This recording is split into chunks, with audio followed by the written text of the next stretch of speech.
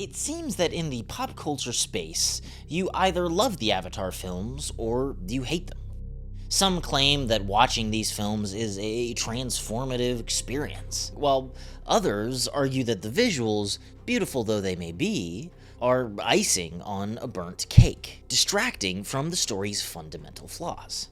Now, having seen all the Avatar films, including Avatar Fire and Ash, which just came out, we can finally judge the work as a whole. The creators are clearly in love with the world of Pandora, the culture of the Na'vi, and everything in between. It's just that the actual story gets in the way of this. The Avatar series, much like its protagonist Jake Sully, is one trapped between two worlds. Avatar and its two sequels are stunning films with groundbreaking visuals.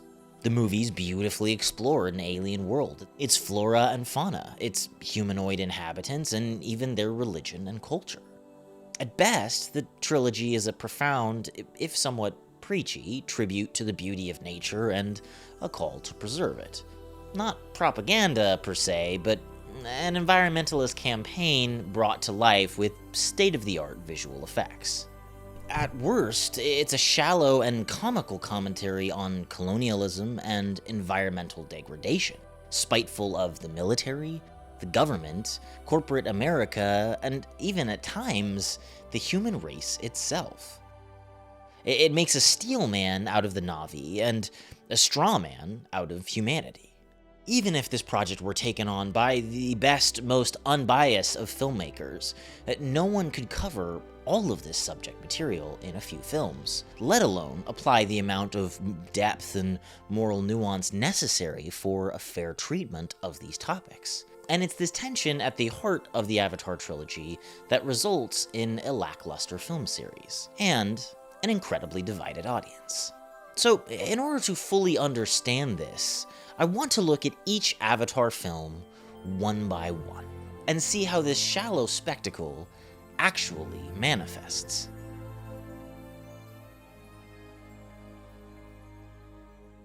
The original Avatar is a simple story, one we've seen many times, whether it be in Dances with Wolves, The Last Samurai, and even Dune to some extent.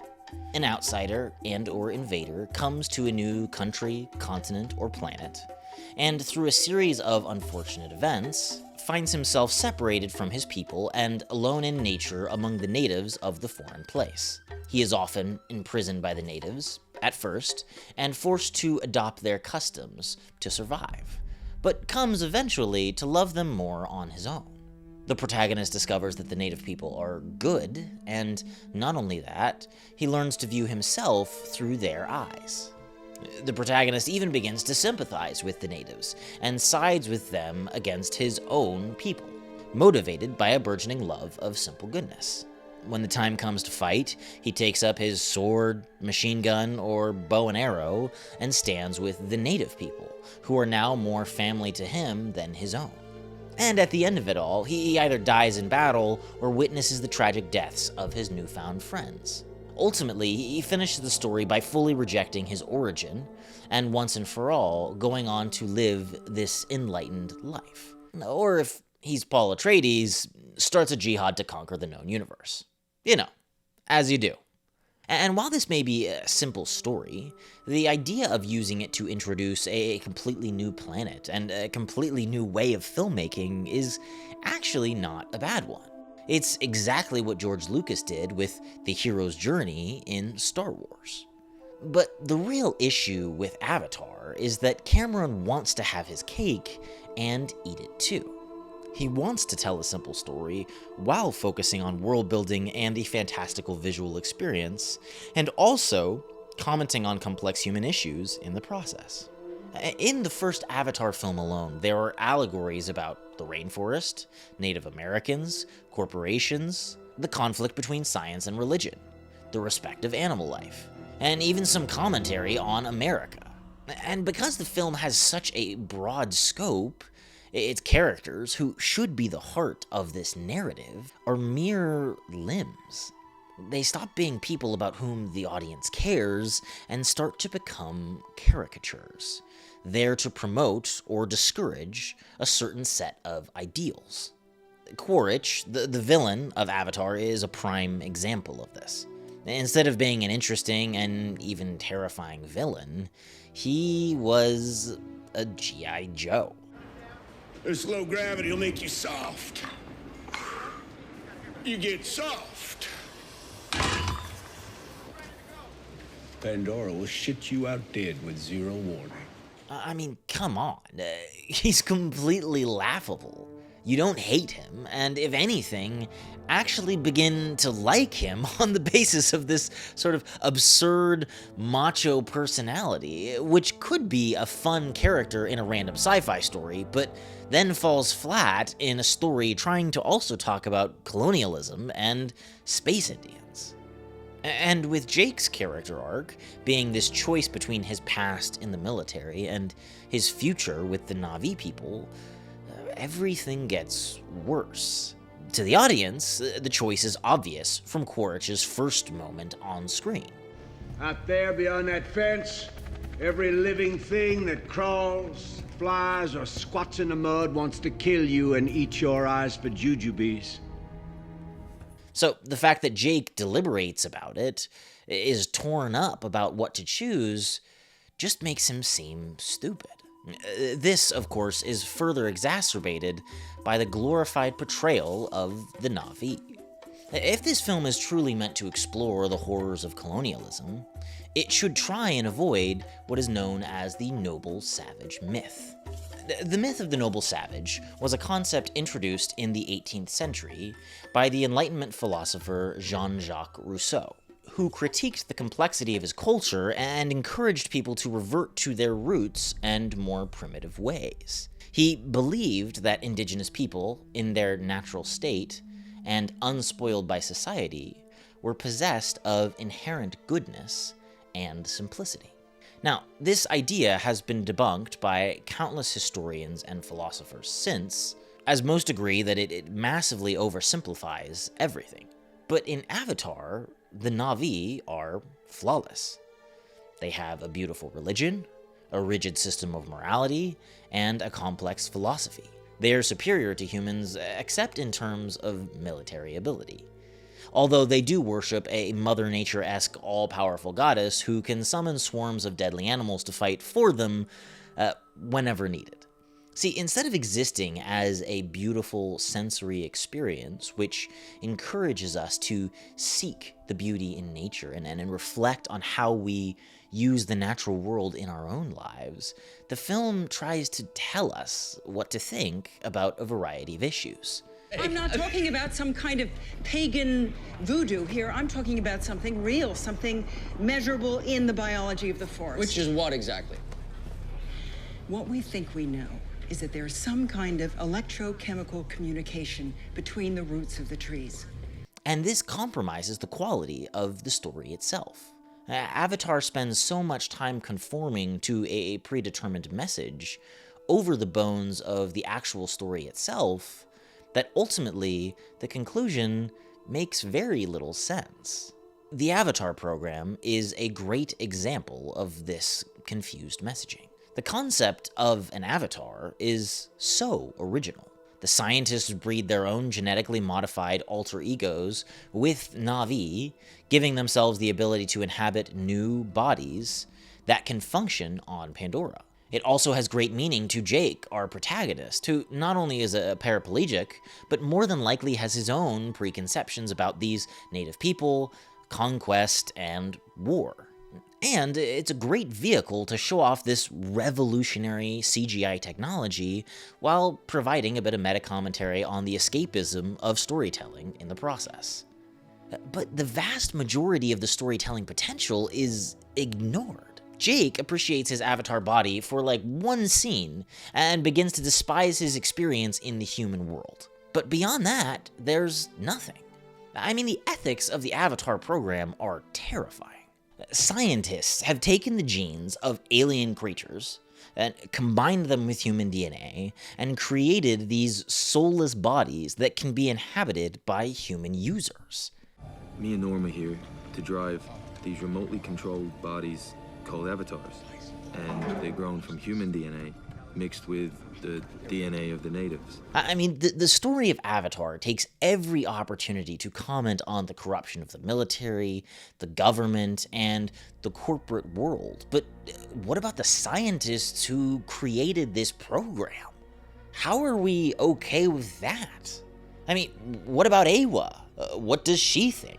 And what about the Na'vi? There's one mention of Jake being this, demon ghost before he is fully accepted into the tribe of the Na'vi and trained as one of their own. Can you imagine what would happen if the rules were reversed? But instead, Jake is not only accepted by the Na'vi, but mates with Neytiri, their princess, for life, and by the end of the film, entirely rejects his human body to become one of the Na'vi. And considering the ongoing commentary on colonialism throughout the film, this has very weird implications and ignores the interesting sci-fi potential of the story. It seems to imply that in Pandora, there is no difference between this incredible, mysterious alien race and that of humanity, other than the fact that to be good, you have to be one? Which brings me to the second film, Avatar: The Way of Water.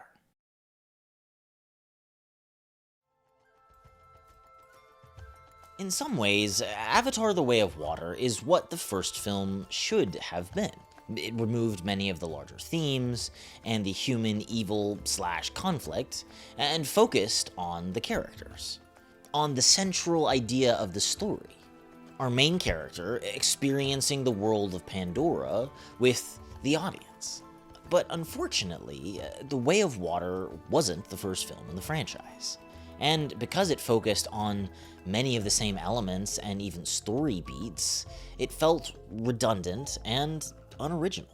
The main storyline takes place many years after the first film, but the creators try and fill us in on this 15-year time gap in the first 15 minutes, until all of that is interrupted by the return of the humans, something apparently none of our characters had considered. Before you know it, all of nature is destroyed by the humans once more, and Neytiri is weeping uncontrollably. And then in the middle of this, the film cuts to 1 year later and proceeds from there. Like I said, weird pacing.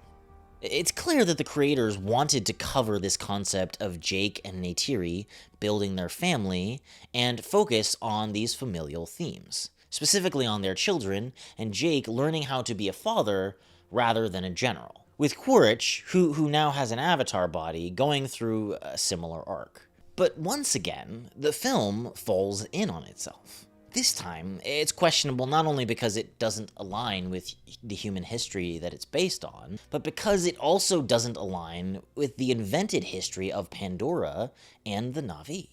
Quaritch wakes up from a coma to his soul in an avatar body. And after some of the most ham-fisted exposition video watching, In case you haven't figured it out yet, you're Colonel Miles Quaritch. Only younger, taller, bluer, and not nearly as good looking. discovered that in the last film, he cached his memories and DNA before dying, enabling his reincarnation as a Na'vi avatar. Cool, except based on his character in the first film, this should have been a much bigger deal. How's it feel to betray your own race? You think you're one of them? Time to wake up. And it's at this point that the creators then introduce an idea which breaks the whole Avatar concept entirely. In Way of Water, it's shown that Avatar Quaritch thinks of himself as a different person than human Quaritch. It's Colonel Miles Quaritch, deceased, killed in action. I'm not that man. But I do have his memories.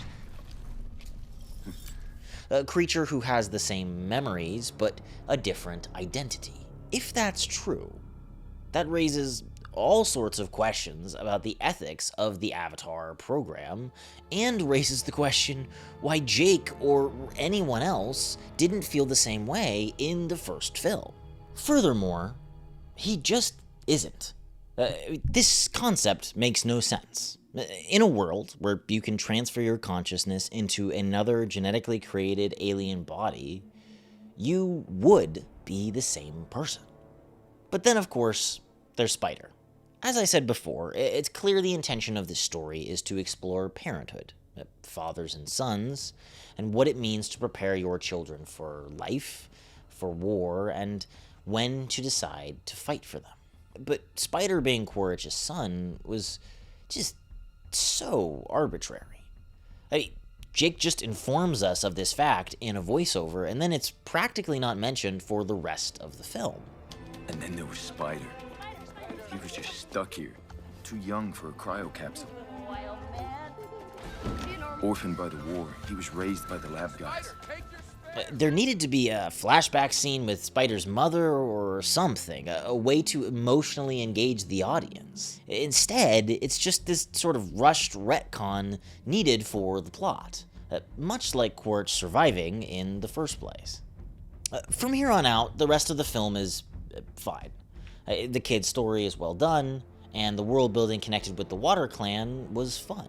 But because there were so many characters and plot lines, it did also feel like Jake and Neytiri fell a bit to the wayside. And while Way of Water is more focused overall, there is this odd side plot that seems like it's just commentary on whale hunting. Ounce for ounce, the single most valuable substance known to man.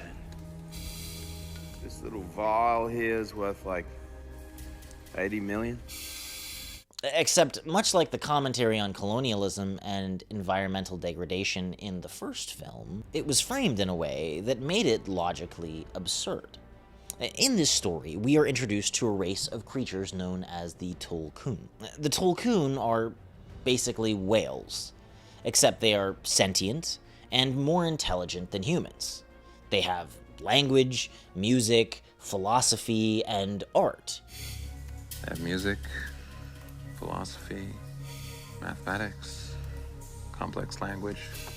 So killing a Tulkun on Pandora is not the same as the moral ills of whale hunting on Earth. It's way worse. It's murder.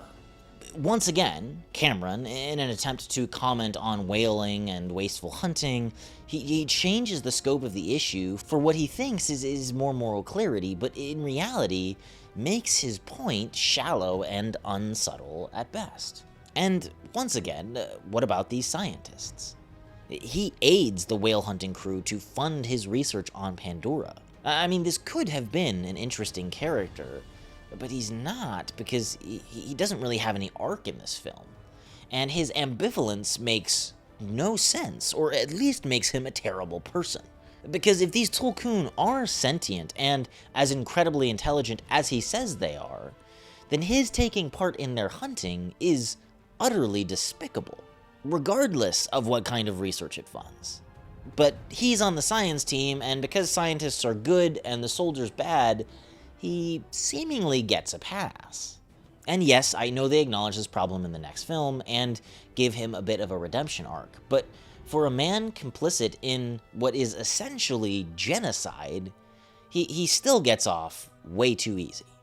Overall, Avatar: Way of Water contains some interesting concepts, but Cameron shoots himself in the foot by having way too many characters and plot lines. This film could have been an interesting statement about family, but they went way wide instead of deep, and so there's no real catharsis to this character arc. We see the beginning of these themes. You are very hard on them. I'm the father. It's my job. This is not a squad. It is a family. And the end. Son for son. But there's not enough of an emotional connection throughout, which is a shame, because I went into the film interested in Jake and Neytiri and their life together. I mean, we spent 2.5 hours with them in the first film, after all. In this second film, Jake learns that to be a good father and the leader of his family, he must fight rather than run. And that's a great character arc. But like everything in Way of Water, it's accomplished by dumbing him down as opposed to raising the stakes or the complexity of the events that actually occur in the film. An issue that damages the overall point of Avatar: The Way of Water. But it can't be all judged without the conclusion, or at least the end of this saga. So, what about Avatar 3? What about Avatar: Fire and Ash?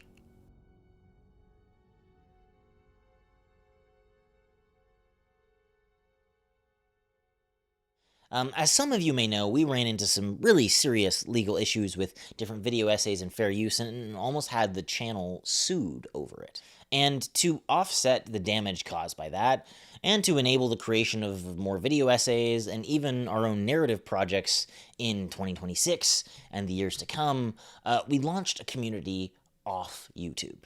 So if you want to join our exclusive Discord, get the latest news about the channel, video notifications, and just the ability to have more in-depth conversations about the films that we talk about on the channel, even some of the films that we don't talk about off the channel, please feel free to check that out in the link in the description. It really supports the channel and everything that we're trying to do here. Now, if I'm being honest, Avatar: Fire and Ash is by far the best film in the franchise. In fact, it's not even a terrible movie on its own. But it is very similar to the two stories that came before it. In fact, in looking at all three of these films together, I've realized that they are essentially different iterations on the same story. The details differ, but the themes are the same. In this film, Jake is still hiding with his family. Quaritch is still hunting them, though inconsistently seems to care more about his son, Spider. And the whole final act of Avatar: Fire and Ash is just a combination of the final acts of the last two films. Jake becomes Taruk Makto again, he unites all of the Na'vi tribes against the humans again, and this time he draws all the Tolkun to their side as opposed to just Paya Khan, who joined the final battle in Way of Water. During this final battle, when the Na'vi start losing, they even pray to Eywa again, and once more get a wave of Pandoran animals to finish off the humans and save the day. And at the same time, another massive gunship blows up during the eclipse, and there is another stealth finale where Jake ends up facing off against Quaritch amidst water and burning wreckage. While different characters are involved at different times, many of these scenes repeat. And because the overarching plot is so repetitive, the story feels like it doesn't go anywhere. I will admit that Quaritch and the Ash people are by far the most interesting part of this film. For the first time in the franchise, there's some nuance to the commentary about the Na'vi. Quaritch actually has a character arc as a father and a Na'vi soldier. And he and Jake even have a few interesting exchanges as they bond over their military past, the concept of fatherhood, and just how to interact in the midst of warfare. The Ash people are actually shown to be savage, as people who have devoted their culture to the accumulation of power through conquest. Now, they still are the only bad clan on all of Pandora, and it's shown that their love of military technology almost makes them morally bankrupt, but at least they're something. And while the action and effects were well done, and the characters actually given a few moments to breathe and be themselves, the issues are still the same. This film is over 3 hours long, and the pacing is strange. Some of the side characters, like Spider, are just really hard to care about, and the actual plot is forced. Once again, there are ideas not present in the previous films, which only serve as plot points, like the Na'vi not ever using metal weapons, even though Jake and his family have in every other film, or that bonding with Taruk Makto has taken this sort of mental toll on Jake, so he doesn't want to do it. They're fine ideas, but once again, Cameron only introduces them in this third film to kind of move the plot along in the way he wants, when they should have arisen naturally throughout the series. If Fire and Ash had been a standalone film, it would have been pretty good. A simple, somewhat shallow, but still incredibly enjoyable sci-fi epic about a man trying to protect his family on a strange and fantastical planet. But the fact that this film is the third one in the series It just totally takes the punch out of it. Because as the last installment of an 8-hour sci-fi epic that's taken over 10 years to create, it's just underwhelming.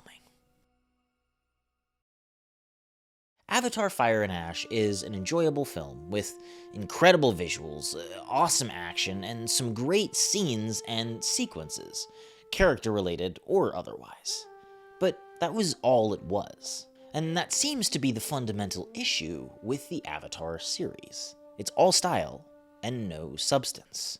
The story, at its core, has immense potential. It could choose to explore the diverging paths of societies that choose progress versus those that seek to preserve what they've always had. The historical conflict that often arises when a race of people migrates to a new place due to their home becoming uninhabitable. The Avatar program and the difference between really living and living in a simulation. What it means to be human versus Na'vi, and what actually happened to Earth. For example, it's implied that the humans have polluted Earth beyond repair, and in wanting to colonize Pandora, want to similarly use up the natural resources of this planet. But if you follow the logic of this universe, polluting Earth would not be nearly as morally wrong as polluting Pandora, because there's no Awa on Earth. There's no sentient Great Mother who connects everything in a scientifically provable and demonstrable way. And if in this world there is, then that's something the films should definitely cover, even just as a visual story. One meant to be about good world building rather than characters, which is what a lot of people who defend these films will say. I think the Avatar trilogy falls short. The world building is subpar. Despite the fact that Earth is falling apart, almost no time is spent exploring what that looks like and the conditions that humans are fleeing in order to settle in Pandora. The world of Pandora is surprisingly simple, with the Na'vi being the only species that can speak and interact with humans. And the Na'vi themselves differ very slightly from indigenous peoples, but still fall into the fallacy of the noble savage, as we discussed earlier. And as far as the rest of the creatures that we see on Pandora, they are familiar animals with a slight alien twist. See, Avatar should have been the sci-fi epic of our generation, as a series that spanned 20 years with groundbreaking technology, incredible visuals, and one of the greatest sci-fi directors of all time at its helm. And while the visuals and technology are impressive, the actual story is not. In fact, it comes across as exactly what it started as. The problem was I had created a new company called Digital Domain. It was the first all-digital visual effects company, and our goal was to create new technology around CG characters and creatures and environments and all that sort of thing. It was all new technology, and I wanted a story that could drive that. A technical demo with beautiful designs. But as a story, it falls short. It is a shallow spectacle rather than a transcendent experience. And a film series that is ultimately forgettable. Thanks for watching. If you like this video, please like and subscribe, and if you want to continue being a part of the channel and supporting its growth and the community, please check out our exclusive Discord linked in the description down below. There's some really exciting things coming out next year. But no matter what you do, keep reading, keep writing, and I will see you all in the next video.